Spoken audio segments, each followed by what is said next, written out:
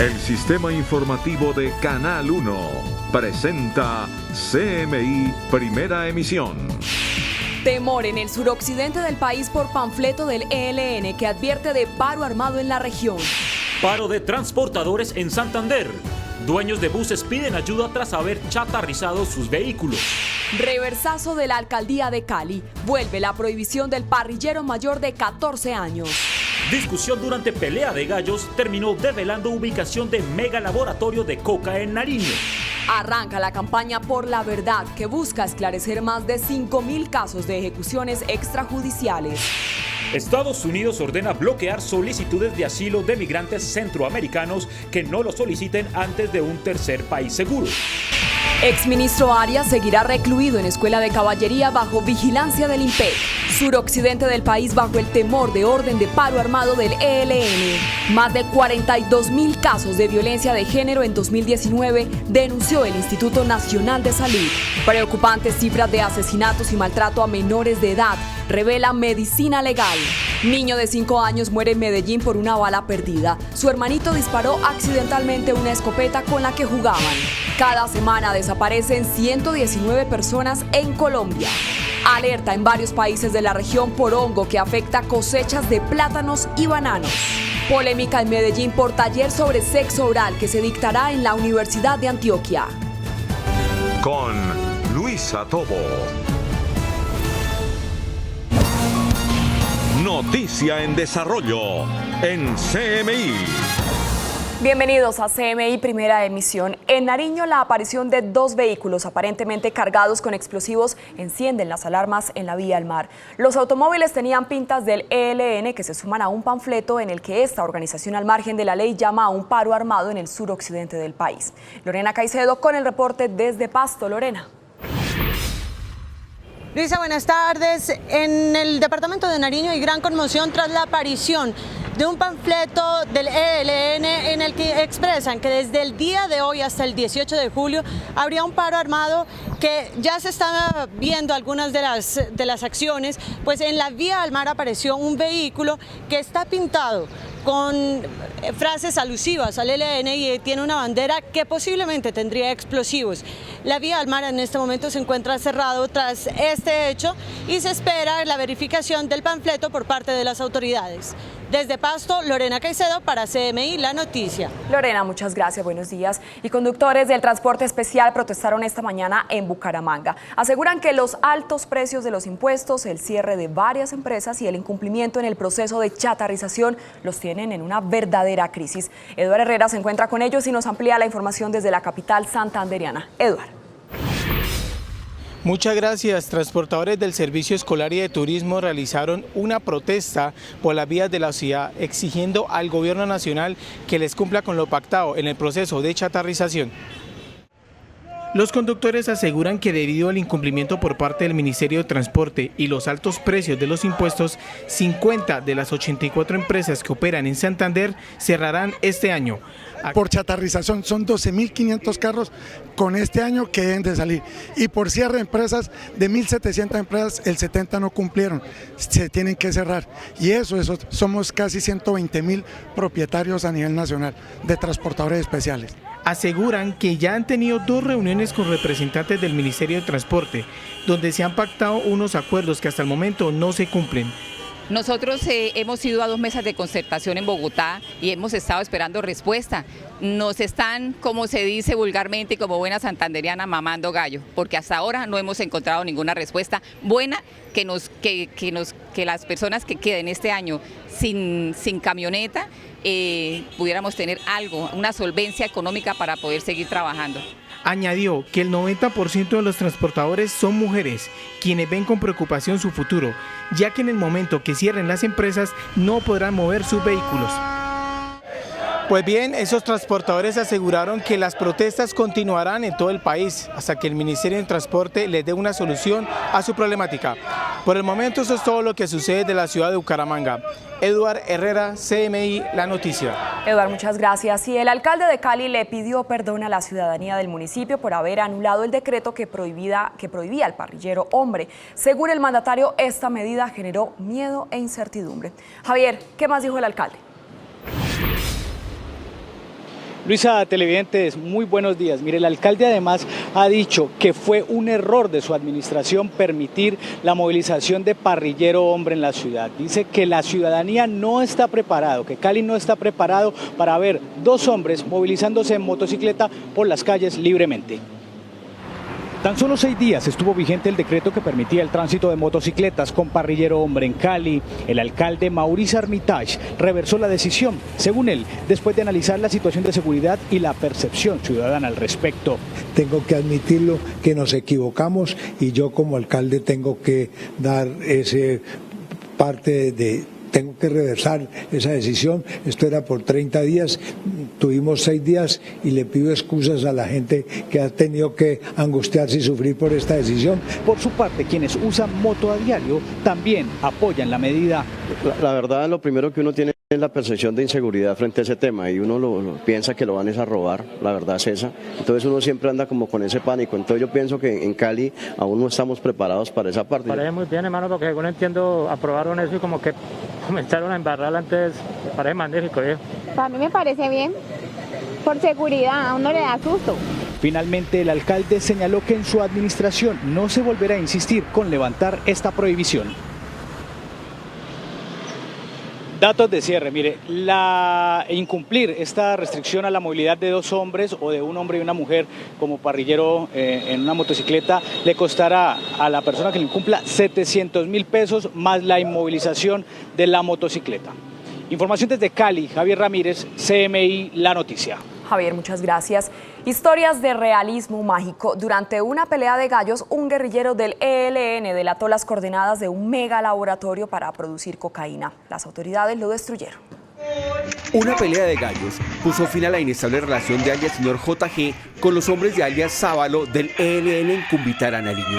La decisión del juez de la riña a favor del gallo del hombre del ELN causó la ira del señor JG, quien insultó al subversivo delante de los asistentes. En represalia, el guerrillero aprovechó una salida al pueblo y contactó a la policía antinarcóticos y les contó todo lo que sabía del señor JG y la ubicación de un laboratorio de cocaína. El sonido de los 5 helicópteros artillados que llegaron a la zona alertó al grupo de casi 20 personas que trabajaban en ese complejo. Prácticamente soltaron la cuchara y salieron corriendo con algunas pocas pertenencias y algunos kilos de cocaína que alcanzaron a llevar entre las manos. El laboratorio, compuesto por varias estructuras rústicas de madera y plástico, estaba camuflado en zona rural de Cumbitará, Nariño, una zona de marcada presencia guerrillera y grupos armados que custodian celosamente los cultivos de coca y los complejos de producción del alcaloide. Una llamada telefónica desplomó en horas a uno de los gallos del narcotráfico en Cumbitará. La policía antinarcóticos, que ya lo tiene identificado, está tras su captura. 679 casos de hurto a vivienda se han registrado este año en la localidad de Kennedy, según la Secretaría de Seguridad de la zona de Bogotá, en donde más se presenta este delito. Mediante el forcejeo, ventosa, factor de oportunidad y hasta la escalera humana, delincuentes aprovechan para ingresar a las viviendas en Bogotá y hurtar cualquier cantidad de elementos de valor. En lo corrido del año, 4.529 predios han sido blanco de los comúnmente llamados apartamenteros, siendo Kennedy una de las localidades que lidera este delito con 679 casos registrados en 2019. Uno de los más recientes ocurrió en el barrio Gran Colombiano. Llegan 2 sujetos, hacen una escalera humana a través de una casa, se suben y entran en una terraza y hurtan unos elementos de construcción, unas herramientas, unas pulidoras, taladros y unos rotomartillos. Las pérdidas ascendieron a 4 millones de pesos. Están trabajando en el día y la dejan sola de noche. Entonces ahí se presentó un escenario de oportunidad en el cual entraron unos sujetos y hurtaron esos elementos. Autoridades hacen un llamado para continuar denunciando estos actos que después de Kennedy se propagan en las localidades de Suba, Engativá. Entonces ahí se presentó un escenario de oportunidad en el cual entraron unos sujetos y hurtaron esos elementos. Autoridades hacen un llamado para continuar denunciando estos actos que después de Kennedy se propagan en las localidades de Suba, Engativá, Bosa y Usaquén. Estados Unidos ordenó bloquear las solicitudes de asilo a los migrantes centroamericanos que no lo soliciten antes en un tercer país seguro, mientras que en territorio estadounidense hay temor en la comunidad inmigrante tras el inicio de las redadas contra cerca de 2.000 indocumentados. Los migrantes centroamericanos que buscan asilo en los Estados Unidos ahora tendrán que hacer su solicitud desde un tercer país seguro o de lo contrario no serán aptos para aplicar al mismo. Así lo ordena la nueva medida anunciada por el gobierno de Donald Trump, que busca frenar a toda costa la llegada masiva de estos solicitantes a la frontera, dado que tendrían que obtener la condición de refugiado en el primer país al que ingresen. La norma llega tras el comienzo de las redadas dirigidas contra los inmigrantes ilegales anunciada por Trump, que iniciaron con varias operaciones de bajo perfil en algunas de las 10 grandes ciudades de las que el gobierno estadounidense busca deportar al menos a 2.000 indocumentados. Y aunque las autoridades migratorias aseguran que el objetivo primordial son los migrantes con historial criminal, hay un fuerte temor dado que también están en la mira miles de familias cuyos integrantes están sujetos a órdenes de deportación. Por ahora no hay certeza si las redadas continuarán y se ampliarán durante esta semana, mientras miles de migrantes sin papeles empiezan a habitar lugares concurridos como supermercados o iglesias, o simplemente no salen de su hogar para protegerse de una eventual detención.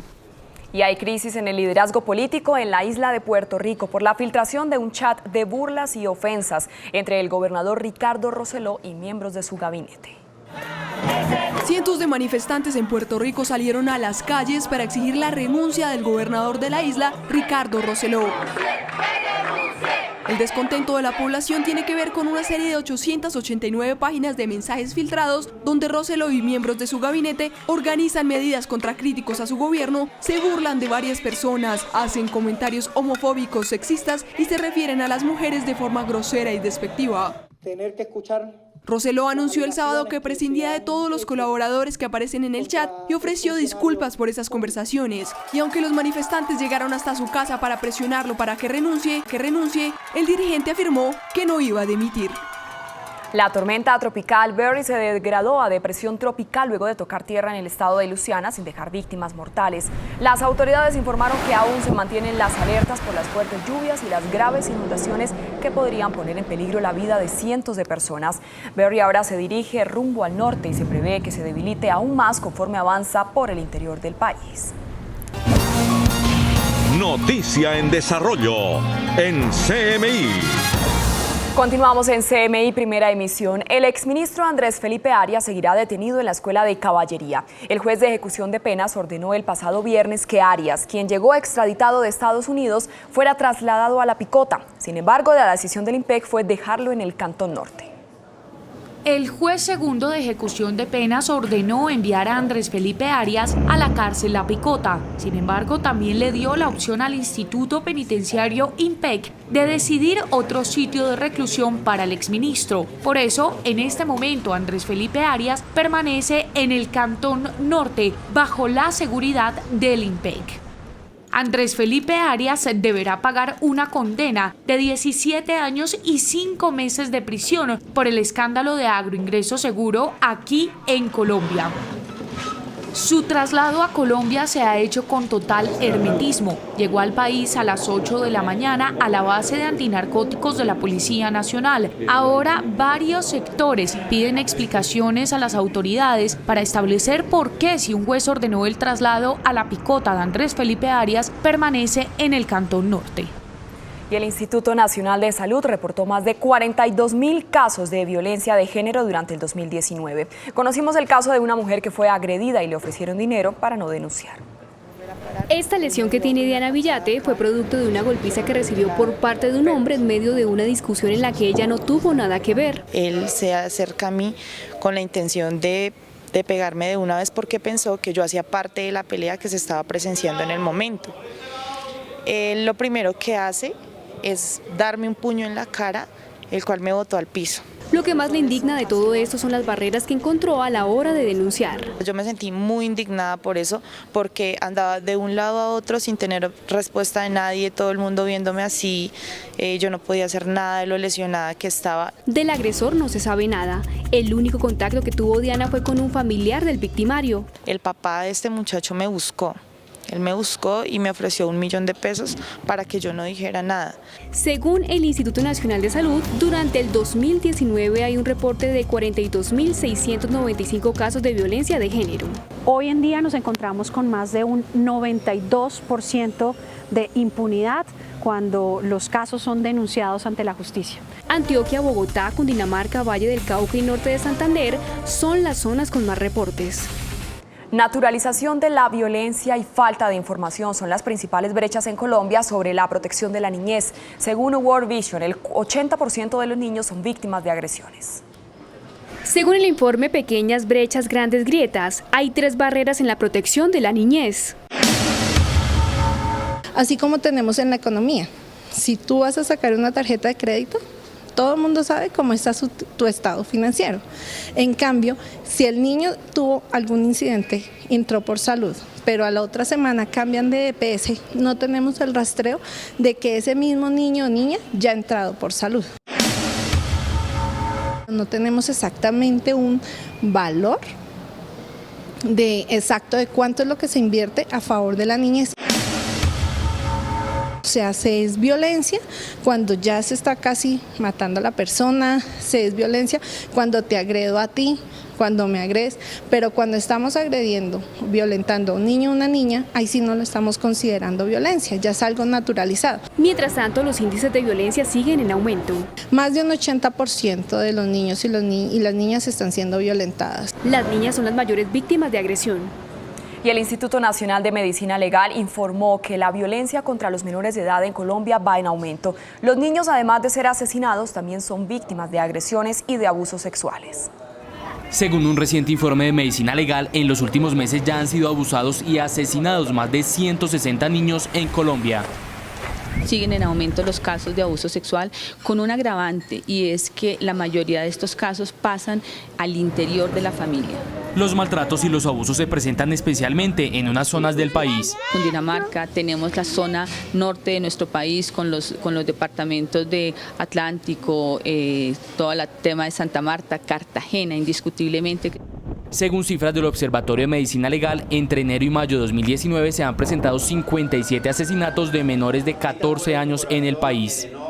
Mayores agresores son los padrastros, el papá, los tíos, los abuelos, o sea, quienes deberíamos estar protegiendo a nuestros niños, niñas y adolescentes. El suicidio entre los menores de edad también es un tema que preocupa a las autoridades. Vamos aumentando en la edad de nuestros niños y entonces empiezan a aumentar tanto los suicidios como los homicidios. Entonces el problema aquí también es entre los niños que van entre los 8 y 9 años, donde se empiezan a cometer suicidios. La violencia sexual contra los menores habría aumentado un 25% en el último año. Y avanza la operación Artemisa contra la deforestación. En las últimas horas, las autoridades destruyeron en el Cauca maquinaria para la extracción ilícita de oro. Esta actividad está acabando con el caudal del río Sambingo, que está a punto de secarse. Estas son las graves heridas que deja en los suelos la explotación ilegal de oro en el país. Suelos erosionados, ríos secos y desvío de cauces son las consecuencias inmediatas de la actividad minera que desarrollan los grupos armados ilegales. Este es el río Sambingo en su paso por la población de Mercaderes en el Cauca. Hasta allí en helicópteros artillados llegaron la policía de carabineros y la brigada del ejército contra la minería ilegal. Una a una fueron destruidas media docena de retroexcavadoras halladas en el sitio para la explotación ilícita de oro. Muy cerca, las enormes piscinas con residuos de mercurio donde hacen el lavado y separación de material para obtener el oro. Recuperar una hectárea de suelo erosionado le podría costar al país, además de 100 millones de pesos, más de 5 décadas de trabajo. Recuperar esta área nos va a costar más o menos unos 1.800 millones de pesos. Lo que destruimos le cuesta a la estructura, a la maquinaria, aproximadamente 2.400 millones de pesos, y lo que generaba esta minería ilegal ahí, más o menos 1.200 millones mensuales. Este es el cuarto operativo contra la minería criminal en el río Sambingo y el primero en el marco de la operación Artemisa. Y un niño de 5 años murió luego de recibir un disparo accidentalmente por parte de su hermanito mientras jugaban con una escopeta artesanal. El doloroso incidente se presentó en Bojayá, en el Chocó. El menor alcanzó a ser trasladado a Medellín, donde murió. Yusi, buenas tardes. Detalles de este lamentable hecho. Hola Luisa, buenas tardes. Este niño pudo ser trasladado gracias a la oportuna reacción de hombres de la 7ª División del Ejército, quienes lo trajeron hasta el Hospital San Vicente Fundación, en donde pues finalmente perdió la vida debido a este impacto de bala en su cabeza. Los 3 hermanitos de 5, 7 y 11 años jugaban con una escopeta artesanal en su vivienda en zona rural del municipio de Bojayá, Chocó. Uno de ellos accidentalmente la disparó y causó un impacto en la cabeza al más pequeño. La información que tenemos es que estaban maniobrando con un arma y esa arma se activó, la accionaron, pero ya los pormenores hacen parte de una investigación judicial porque como son menores de edad están protegidos. Además, el Instituto Colombiano de Bienestar Familiar tiene que entrar a mirar de quién fue el descuido, porque el descuido cuando pasan accidentes en los menores de edad no es del descuido del menor, el descuido es de un mayor de edad. De inmediato, uniformados de la 7ª División del Ejército auxiliaron al niño y lo trasladaron al Hospital San Vicente Fundación de Medellín, donde perdió la vida en las últimas horas. Nosotros colocamos todas nuestras capacidades al servicio de la población civil y la vida de un menor es muy importante para Colombia, para su ejército y para todos. Y por eso se colocaron capacidades diferenciales para poder movilizar este menor de edad a un área como Medellín. El cuerpo del menor será trasladado al Chocó, en donde se cumplirán sus exequias. Y en otras noticias de Medellín hay indignación por la circulación de algunos videos en donde un presunto taxista estaría amenazando no solamente verbalmente, sino causando algunas agresiones físicas a conductores de la plataforma Uber, incluso también contra algunos de sus compañeros. En el video se observa cómo el taxista, conocido con el apodo de La Nea, se sube a un vehículo particular que presta el servicio a través de la plataforma Uber y que minutos antes había solicitado para poder intimidarlo. ¿Se quiere morir o qué? No. ¿Y entonces qué pasa, pues, no, pana, tranquilo, no. Luego de la amenaza verbal, lo obliga a apagar el vehículo y a que le entregue las llaves. No. Estoy tranquilo, que la llave se tiró. No, tranquilo. Pues, por aquí no hay legalidad. Se va a retirar y cuál la curva es que le digo. En otro video se ve al mismo presunto taxista intimidando a otro que al parecer no se unió a la pasada protesta. Uy, mañana el reloj y poco, no, piro. Sapo hijo de puta, piro. Yo el bar por aquí todavía más duro todavía. A otra.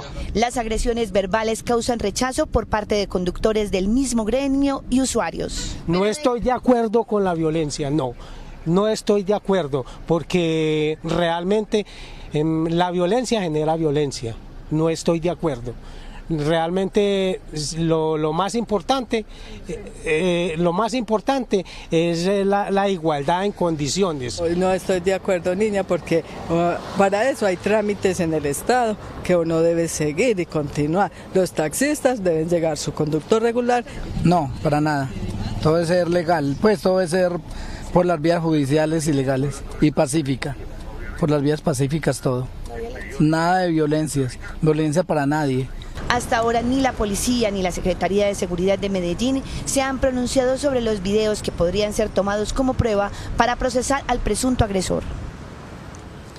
Y a propósito de amenazas también en Medellín, a las 12:13 del mediodía hay que decir que un concejal está causando bastante revuelo por algunas intimidaciones que hizo a través de mensajes de WhatsApp a otro de sus compañeros del Consejo de Medellín.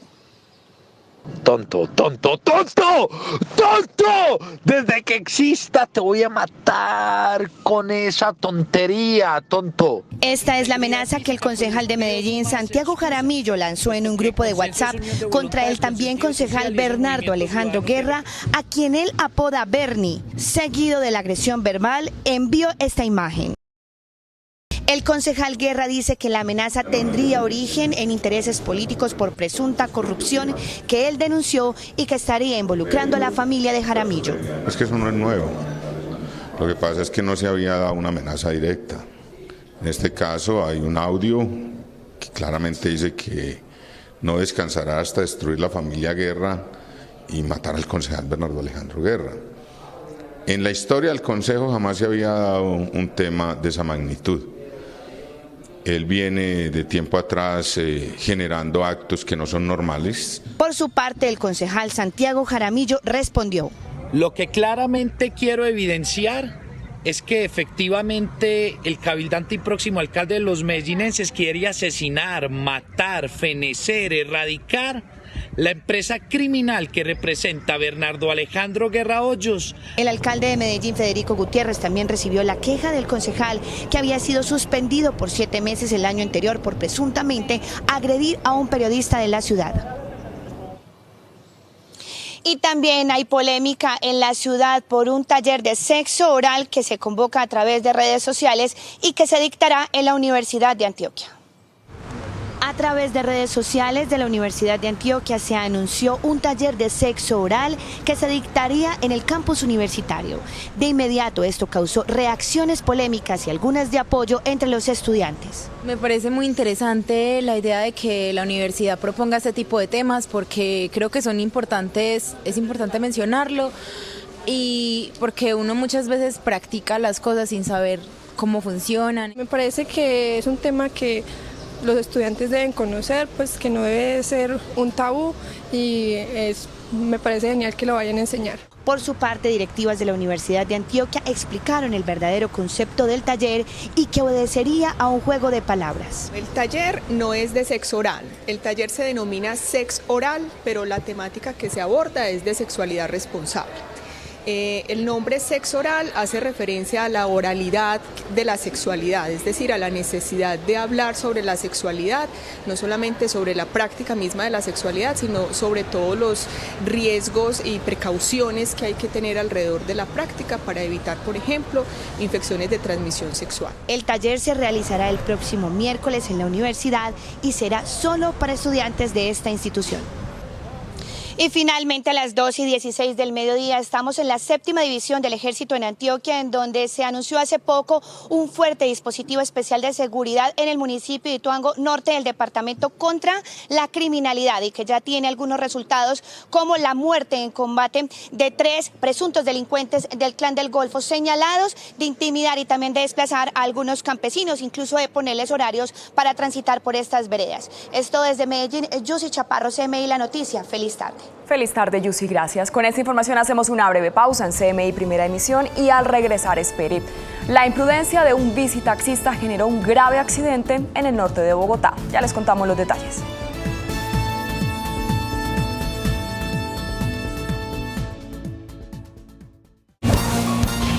Noticia en desarrollo en CMI. La imprudencia de un bicitaxista generó un grave accidente en el norte de Bogotá. El exceso de velocidad y la falta de pericia son las principales causas de la accidentalidad de estos vehículos de transporte informal. En lo corrido del año han sido sancionados 883 bicitaxis. En el norte de Bogotá se registró esta impactante escena. La moto que conducía a alta velocidad por la calle 161 con autopista norte embistió al bicitaxista que giró intempestivamente. El fuerte impacto dejó 4 personas heridas. Las imprudencias y el exceso de velocidad de algunos bicitaxistas que usan motor a combustión se han convertido en un riesgo para los usuarios y peatones. En lo corrido del año han sido sancionados en Bogotá 383 conductores y 372 vehículos han sido inmovilizados. El bicitaxismo no es un servicio regulado. En caso de un accidente, no hay quien responda. De otra parte, la Unidad de Búsqueda de Personas Dadas por Desaparecidas y el Instituto Nacional de Medicina Legal activaron un plan de atención a los familiares de estos colombianos. Según cifras oficiales, en Colombia se presentan 119 desapariciones semanalmente. Según cifras de Medicina Legal, en Colombia se registran 17 desapariciones diarias en promedio, por lo que se activó un plan piloto para la atención de estos casos que en oportunidades ya cumplen más de 10 años. Estamos dispuestos a retomar las cosas que sea necesario retomar, mejorarlas, con el único fin de que los familiares realmente tengan una respuesta frente a cada uno de sus desaparecidos. Desde 2008 se han reportado más de 42.000 casos donde los familiares dan por desaparecida a una persona al no saber más de su allegado. Identificar cuál es la información que hace falta y poder tener en coordinación con la Fiscalía esa información que se encuentra en los expedientes. El plan piloto para la atención de familiares y esclarecimiento de esos casos se dará inicialmente en los 2 departamentos de mayor crisis ante las desapariciones por el conflicto armado. Se eligió en conjunto que fuera todo el tema de Nariño y el tema de Norte de Santander. 500 cuerpos en Nariño y 1.600 cuerpos en Norte de Santander. En 10 años, según cifras del Instituto Nacional de Medicina Legal, se reportaron 81.364 desapariciones, de las cuales en el 51,72% aún no se tiene una respuesta sobre lo que pasó. La Procuraduría General de la Nación le pidió al Consejo de Estado mantener la investidura del senador Álvaro Uribe Vélez como congresista. Según el Ministerio Público, Uribe Vélez no estaba inhabilitado para participar en el debate de las objeciones presidenciales a la ley estatutaria de la JEP porque el Senado negó cualquier impedimento. No existe prueba dentro del expediente que existiera un conflicto de intereses entre lo que se estaba debatiendo en el Congreso y el tema personal, moral, económico del congresista. El Ministerio Público, señores magistrados, considera que esas intervenciones del congresista Álvaro Uribe Vélez en esas 2 sesiones no implicaron una violación al régimen de conflicto de intereses, razón por la cual solicitamos que se mantenga la investidura. Por su parte, la defensa señaló que el demandante nunca ha dado la cara porque es claro que no tiene pruebas de inhabilidades del senador. Quizás tratándolo sacar del escenario político a través de una maniobra legal, haciendo uso artificiosamente de una acción constitucional y legal como es la de la pérdida de investidura, pero olvidando contarle detalles dentro de la demanda fundamentales. En los próximos días, el magistrado Carlos Moreno presentará su ponencia a la sala para definir si acoge o niega las pretensiones de la demanda. Y a partir de hoy inicia la campaña por la verdad, una iniciativa liderada por organizaciones de derechos humanos que busca esclarecer los 5.000 casos de ejecuciones extrajudiciales reportados en los últimos años.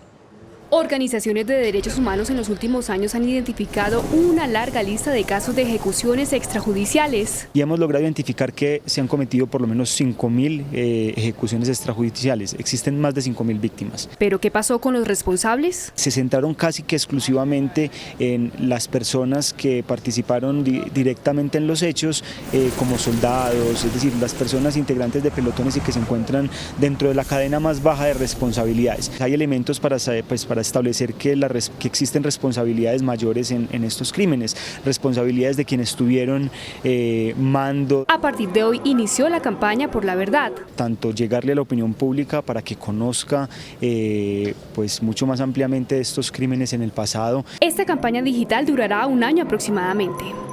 Afectados por una obra paralizada del acueducto están cientos de residentes del barrio Villa Andrea en la localidad de Kennedy. La intervención, que estaba prevista para 11 meses, ya lleva 1 año y medio. Natalia, buenas tardes. ¿Y cuáles son las razones de este retraso? Luisa y televidentes, buenas tardes. Mire, pues según el acueducto, esta intervención que pretendía cambiar la tubería de aguas negras de esta zona de Bogotá fue suspendida hace 4 meses por problemas con la tecnología que estaban usando. Es por esta razón que la obra, que tendría que durar 11 meses, lleva más de 1 año y medio paralizada. En 11 meses, esta obra del acueducto tenía previsto cambiar la tubería de aguas negras del sector de Villa Andrea en la localidad de Kennedy. Sin embargo, tras 1 año y medio de su intervención, la obra está paralizada y, según la comunidad, viene generando constantes problemas de movilidad y seguridad. Tenemos video de los vehículos de emergencia tratando de ingresar a este paso y es imposible y tienen que devolverse. Desde hace 4 meses, totalmente paralizada, que no han venido a trabajar. Denuncian que cada vez que llueve se inundan las calles. Ahora cuando llueve fuerte, pues nos inundamos, el agua llega hasta los andenes, las alcantarillas se rebosan. Los propietarios de predios que tienen garaje no lo pueden usar. Me sacrifiqué en mi casa a hacer un garaje para no tener problemas de guardar mi carro, y este es el momento de que me tienen totalmente aislado de mi garaje. Ante el panorama, la empresa de acueducto y alcantarillado de Bogotá respondió. La empresa de acueducto informó que por problemas de geotécnica en este proyecto se debió cambiar de tecnología para instalar la tubería sin zanja, lo cual ha generado retrasos en la obra. De acuerdo con el cronograma del consorcio a cargo de la obra, tendría previsto reactivar las labores el próximo 17 de julio. Bien, pues además de la respuesta que nos entregó el acueducto, también conocimos el concepto técnico de la obra, en donde se especificaba que en esta zona debía existir 4 metros de espacio para que durante que adelantaran los trabajos pudieran pasar y circular los vehículos, espacio que actualmente no hay y está taponado. Es por el momento la información que registramos desde el sur de Bogotá. Natalia Dávila, CMI La Noticia. Y antes de finalizar, les contamos lo bueno, lo malo y lo feo. Comenzamos con lo bueno. La convocatoria que hace el SENA a nivel nacional para recibir planes e ideas de pequeños negocios que serán financiados con recursos por 78.000 millones de pesos del Fondo Emprender. Las inscripciones para los interesados estarán abiertas a partir del próximo lunes en cualquiera de los 117 centros de desarrollo empresarial del SENA. El gobierno calcula que estas iniciativas empresariales generarán unos 3.500 empleos directos. El SENA ha dicho que esta es una gran oportunidad para que los colombianos conviertan su talento en negocios reales, formales y que generen empleo. Lo malo es el fusarium. Esta es la plaga que está poniendo en riesgo a los cultivos de plátano, en principio en La Guajira. El fusarium es un extenso género de hongos distribuido en el suelo. Esta plaga, según cifras preliminares, podría acabar con el 80% de las plantaciones. Esta enfermedad, según los expertos, se transmite a través del suelo e incluso por el aire. El hongo bloquea el traspaso de nutrientes hasta marchitar la planta por completo. El tema es tan delicado que hoy se tiene prevista una reunión con autoridades y gremios para analizar soluciones. Y lo feo es la tragedia en Bojayá. Chocó. 3 hermanitos de 5, 7 y 11 años jugaban con una escopeta artesanal cuando uno de ellos accidentalmente la disparó por error, ocasionándole un impacto en la cabeza al más pequeño. De inmediato, uniformados de la 7ª División del Ejército auxiliaron al niño y lo trasladaron al Hospital San Vicente, Fundación de Medellín, donde perdió la vida en las últimas horas. Hasta aquí CMI Primera Emisión. A continuación, no se pierda el Sultán y esta noche a las 9 en punto, la emisión central de CMI La Noticia. Feliz tarde.